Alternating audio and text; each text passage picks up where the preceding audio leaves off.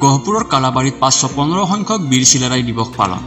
ভাৰতীয় জনতা পাৰ্টিৰ বিশ্বনাথ জিলা কমিটিৰ উদ্যোগত কলাবাৰীত অনুষ্ঠিত হয় দিৱসটি। সকলোৱে বীৰ চিলাৰায়ক শ্ৰদ্ধাঞ্জলি জনায়। সভাত বিশ্বনাথ আৰু বিহালী বিধানসভা সমষ্টিৰ বিধায়ক ক্ৰমে প্ৰমোদ বৰঠাকুৰ আৰু দিগন্ত খটুৱাৰ উপস্থিত থাকে। কেইবাজনো সাহিত্যিক আৰু কোচ ৰাজবংশী সন্মিলনৰ কৰ্মী আৰু মুক্তযোদ্ধাক সম্বৰ্ধনা জনায়। গহপুৰৰ পৰা অৰূপ ভূঞাৰ ৰিপৰ্ট PI নিউজ।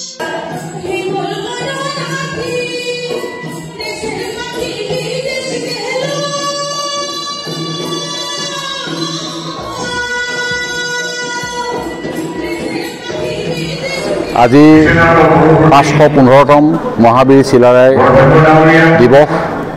এই দিৱস আমি আজি ভাৰতীয় জনতা পাৰ্টিৰ ৰাজ্যিক সমিতি জিলা সমিতিৰ নিৰ্দেশ মৰ্মে আমি বিশ্বনাথ ডিষ্ট্ৰিক্টত কৰিবলগীয়া আছিল যদিও আমাৰ বিশ্বনাথ জিলা সমিতি আমাৰ গহপুৰ সমষ্টিটো মনস্থ কৰিলে আৰু এই গহপুৰ সমষ্টিতে আজি আমি 515তম বীৰ চিলাৰায় শ্বহীদ দিৱসটো আমি উদযাপন কৰিছোঁ।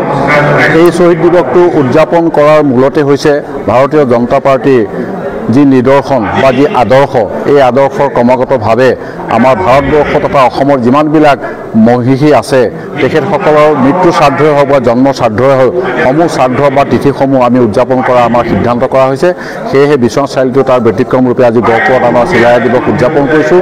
এই দিৱসত আমি ইয়াতে মুঠতে 30গৰাকী আমাৰ মুক্তিযোদ্ধা তথা আমাৰ যি কোচ ৰাজবংশী সন্মিলনৰ পুৰোধা ব্যক্তি তেখেতসকলক উদযাপন সমিতিৰ পৰা আমি সম্বৰ্ধনা জনোৱা হৈছে। লগতে আমি 4গৰাকী ব্যক্তি অলপতে আমাৰ পাঠশালা অধিৱেশনৰ সাহিত্য সভাৰ যি 4গৰাকী ব্যক্তিক তেখেতলোকৰ সভাপতি মহোদয়ে সম্বৰ্ধনা জনাইছিল, সেই 4গৰাকী ব্যক্তি আমাৰ গহপুৰ সমষ্টিয়ে। সেই 4গৰাকী ব্যক্তিকে আজি এই আমাৰ উদযাপন সমিতিতে আমি তেখেতলোকক সম্বৰ্ধনা জনাইছোঁ।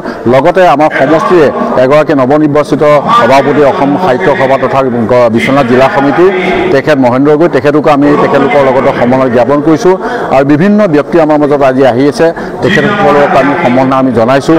আমাৰ যিখিনি নেতৃস্থানীয় ব্যক্তি তেখেতসকলকে আমি যথাসাধ্যে আমি সম্বৰ্ধনা জনাইছোঁ। আশা ৰাখিছোঁ আজি উদযাপন সমিতিৰ যি আদৰ্শ বা বীৰ চিলাৰায়ৰ যি আদৰ্শ, এই আদৰ্শ সমাগত কৰি আমি জাতি জনগোষ্ঠী সকলো মিলি যাতে গহপুৰখনক আগুৱাই লৈ যাব পাৰোঁ, অসমখনক আগুৱাই লৈ যাব, তাৰ কাৰণে আমি প্ৰয়াস কৰিছোঁ।